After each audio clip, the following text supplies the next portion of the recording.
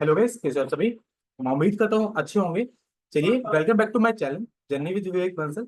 आज हम इस चैनल पर डिस्कस करने वाले हैं हमारी सीए इंटरमीडिएट की स्ट्रेटजी। आपके एग्जाम्स को कैसे क्लियर करें वन गो में। अब मैं इस वीडियो में टोटल 9 चीजों पर बात करने वाला हूँ जो आपकी लाइफ में काफी क्रूशियल रोल प्ले करते हैं, और काफी चीजें हम उस पर स्टक हो जाते हैं। क्यों? क्योंकि एक सीए इंटरमीडिएट में हमें मोस्टली पता है मैक्सिमम जर्नी बहुत ग्रुप से स्टार्ट होते हैं। लास्ट में आके हमारे ऐसे हालात हो जाते हैं कि हे भगवान हमें पास करवा दे, 40 नंबर दिलवा दे। और उनमें से मैं भी एक हूँ। तो इसमें डिस्कस करने वाले हैं क्या बहुत ग्रुप देने का क्या बेनिफिट होता है, सिंगल ग्रुप दे, अटेम्प्ट स्किप करें। अटेम्प्ट स्किप के ऊपर बहुत क्वेश्चंस आते हैं, क्या मैंने अटेम्प्ट स्किप कर दिया है और मैं आगे करने का सोच रहा हूँ। तो उसी जगह चलिए वन बाय वन करके हम उसको एड्रेस करते हैं।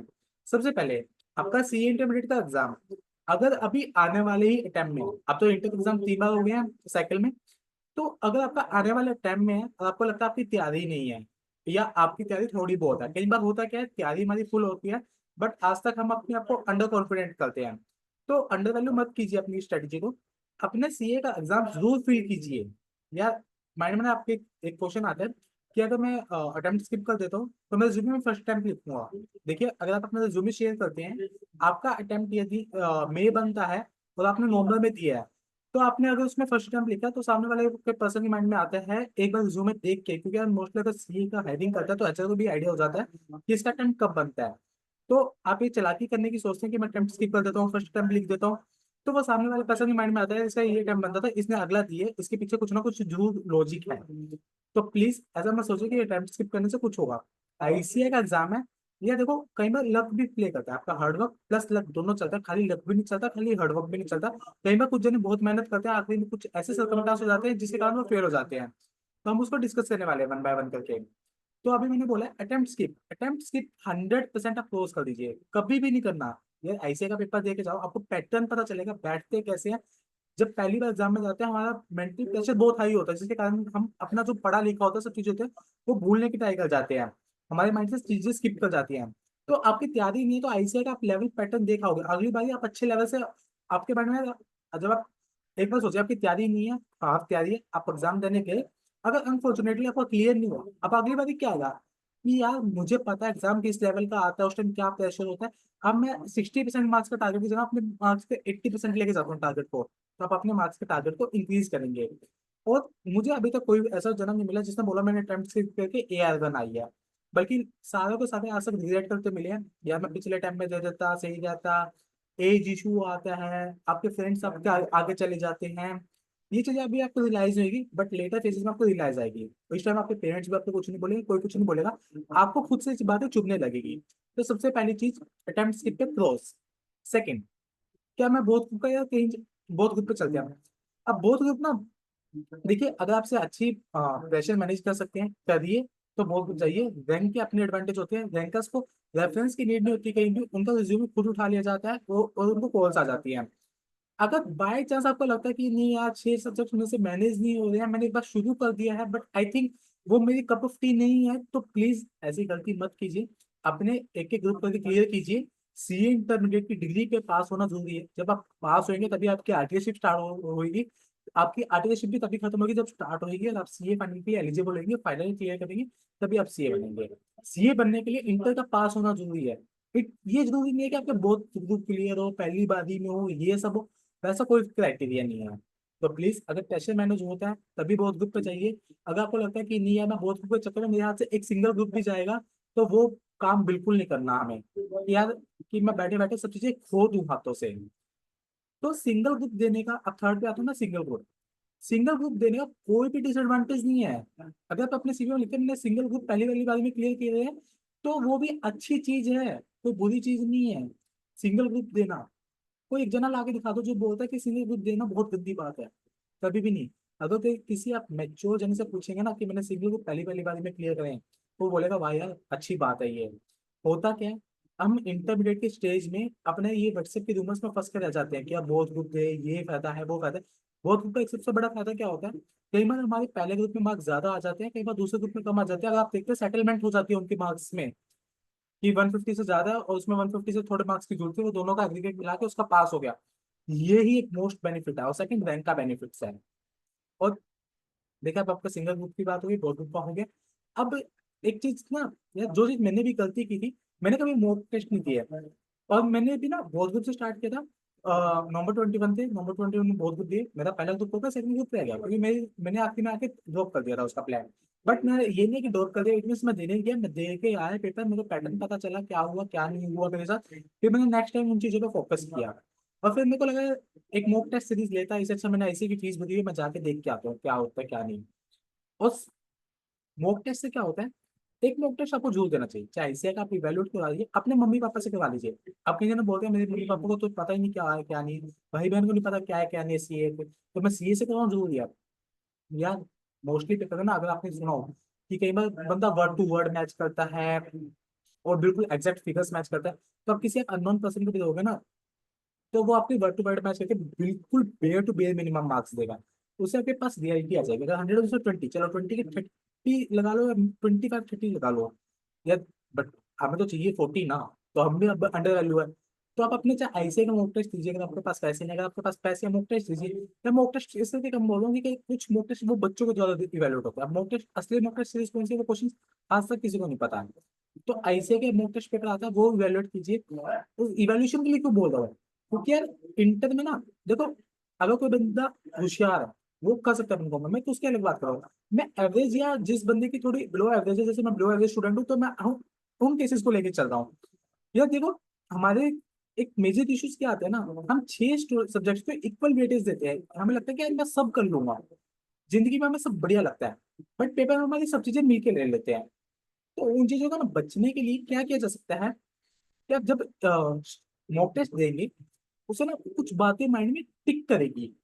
क्लिक, क्लिक से क्या पता चलेगा कि 6 में प्रैक्टिकल है, थ्योरी है, कि मेरे लिए क्या चीज सही है। कि जैसे मेरे केस में, मेरे को ग्रुप में पता था विवेक जैसे ऑडिट बेयर मिनिमम हो रही है, और अगर लिखने का बहुत ही गंदा इशू है, तो मैंने फाइनेंस एडवांस अकाउंटिंग पे और फाइनेंशियल मैनेजमेंट पे पूरा फोकस किया।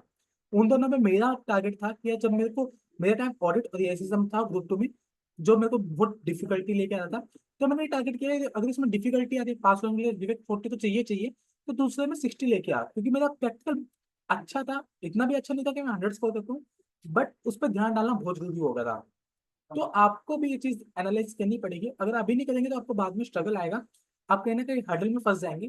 तो उस चीज को बचने के लिए आप अपने मॉक टेस्ट को दीजिए, जिसमें आप अपने आप को वैल्यूट कीजिए कि आपका एक सब्जेक्ट आपको बाद में रियलाइज होगा कि मैं कहाँ फंसा हूँ। जैसे कई जन टैक्स में फंस जाते हैं, टैक्स अच्छा भी नहीं लग रहा, या किसी ऐसे टीचर से ले लिया कोई एक सब्जेक्ट, कोई भी टैक्स का, एक मैं वैसे लेता हूँ क्योंकि लोगों के मन में टैक्स ही हिट करता है, टैक्स और ऑडिट, कि कोई एक सब्जेक्ट मैंने कर टीचर से ले लिया, वो मेरे को समझ नहीं आ रहा, मेरा इंटरेस्ट भी नहीं है, बट यार देखो 40 चाहिए, अब हमें 50 भी नहीं चाहिए, मैं 40 की बात कर रहा हूँ।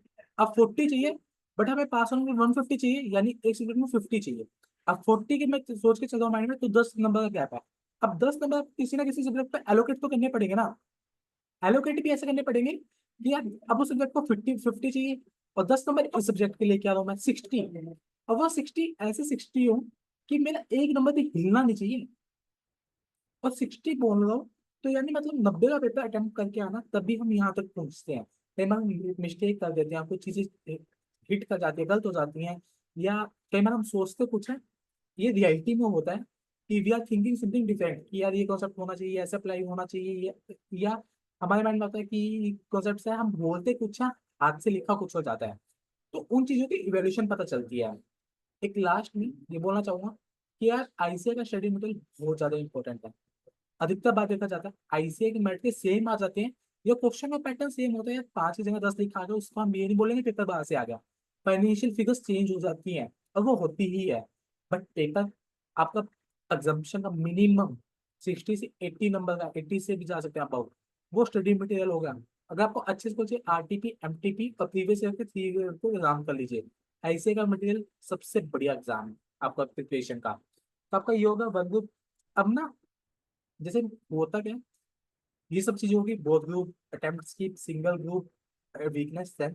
अब इसमें आता हूँ, क्या है, कई बार ना एग्जाम के टाइम पे ना माइंड का प्रेशर बहुत ज्यादा हो जाता है। क्यों? क्योंकि हमने प्रॉपर मैनेज नहीं किया होता है कि कौन से दिन हमें क्या करना है क्या नहीं, क्योंकि हम मस्ती में होते हैं इंटरमीडिएट के स्टेज में, क्योंकि फाउंडेशन भी जैसे मेरा, मैं अपने आप को मानता था कि विवेक गलती से निकल गया, अब करना पड़ेगा ये, तो उस चीज में होता है। अब हमारे पास प्रॉपर स्टडी मैनेजमेंट नहीं है, तो स्टडी मैनेजमेंट ना होने के कारण अब पेपर आ रहे हैं, 1 डेढ़ महीना रह गया है।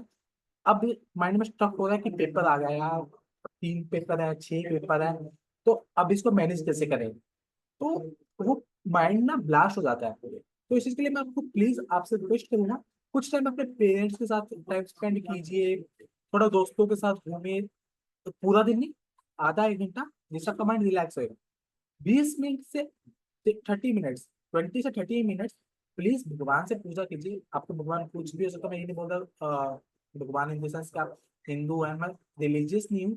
आप क्रिश्चियन है तो चर्च में जाइए, अगर आप मुस्लिम है तो अपनी नमाज पढ़िए, कुछ भी कीजिए। प्रेयर ना यार पॉजिटिविटी लेके आती है माइंड में, दिल में। ये नहीं कि आपने आज प्रेयर करी, आपको लगा कि मेरा आधा घंटा खराब हो गया, वो आधा घंटा खराब नहीं है, वो इन्वेस्ट है।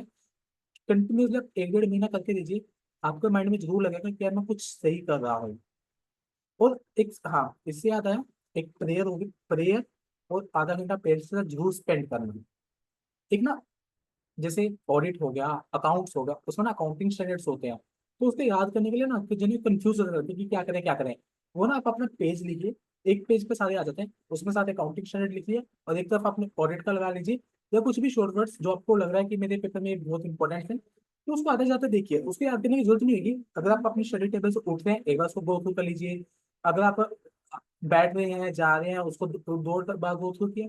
अगर आप इसको दिन में 10 बार अपने स्टडी टेबल से 20 टाइम्स, और 20 इंटू महीने में 30 डेज लेके चल रहा हूँ, 600 टाइम्स, माइंड में क्या वो आपके दिल में भी आ जाएगा। और आप एग्जाम में आपको लिटरली जब आप लिखोगे ना, आपके माइंड में वो चीजें आएंगी माइंड में स्क्रॉल करते करते। अब एक इस पे आता हूँ कि अभी हो गया सब फ्रेशर्स के लिए। अब भाई अगर किसी के अटेम्प्ट्स लगे हैं, देखो 3 से 5, 3 अटेम्प्ट तक कोई भी दिक्कत नहीं है, 0% आप टेंशन लेके चलिए। अगर आप फर्स्ट अटेम्प्ट लग गया है, कई बार हमारा अटेम्प्ट हमें एबनॉर्मल लगता है, क्योंकि 12 तक तो हमारे मार्क्स माशाल्लाह होते हैं, बट फाउंडेशन में आकर हल्का सा कम हो जाता है, इंटर में आकर एकदम से हमें झटका लग जाता है। तो यार देखिए, अटेम्प्ट से भी कोई डरने की जरूरत नहीं है। मेरे भी इंटर में अटेम्प्ट थे, बट उसके बाद आर्टिकलशिप टोटल में मिल गई है भगवान की दया से। अब इस टाइम पे मैं बिग 4 में काम कर रहा हूँ, तो आर्टिकलशिप मिल जाएगी। पहले आर्टिकलशिप के लिए क्या बोला मैंने, आर्टिकलशिप स्टार्ट करने से पहले आईटीओसी जरूरी है, आईटीओसी से पहले आपका इंटर होना जरूरी है। इंटर की डिग्री पास कर लो। आप प्लीज इंटर पे अटेम्प्ट पे फोकस एक वक्त के लिए हटा दीजिए। एक मन में ले आइए कि मेरे को इंटर क्लियर करना है, करना है, करना है। बार बार जब आप माइंड में बोलेंगे ना इंटर क्लियर करना है, तो आपका माइंड में छप जाएगा। मेरे अटेम्प्ट लगे तब मेरे को बहुत दिक्कत आ रही थी, क्या कैसे कहते हैं, मन भी होता जाता है कि आप एक चीज को बार बार करते करते, और एक डिमोटिवेशन सा आता है। बट लेटर जब मेरा थर्ड अटेम्प्ट आया, देन आई वाज लाइक कि विवेक कॉलेज भी खत्म होने को आ रहा है, अब आर्टिकलशिप भी करनी है, अब कुछ भी स्टार्ट नहीं होगा। मेरे पेरेंट्स का पीछे बैकग्राउंड भी फैमिली बिजनेस वाला नहीं था। देन आई वाज लाइक कि अब इसमें तो कुछ भी करके करना ही करना है मेरे को। तो उस टाइम बैठा, फिर मैंने ये देखा कि मेरे को यार ऑडिट और ये इसमें कोई दिक्कत कर रहे हैं। फिर मेरे पास 2 सब्जेक्ट्स थे, मैंने उसके अकॉर्डिंग उसको प्लॉट किया चीज़ों को। और जैसे मैंने सोचा था, गुड गुड लक से मेरा सब चीज़ें सही, प्रॉपर प्लानिंग से परफेक्ट हो गया था और पास हो गया था।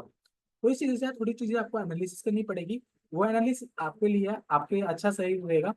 और ऐसा नहीं है कि ये चीज़ें आपको कोई दूसरा अगर बताएगा, वो चीज़ें आपको अपने अंदर से अगर आप अभी से देख लेंगे, तो आपके लिए परफेक्ट आपके 1 गो में इंटर क्लियर करने में मैक्सिमम हेल्प करेगा, 100% चांसेस इंक्रीज करेगा इस चीज़ों के लिए।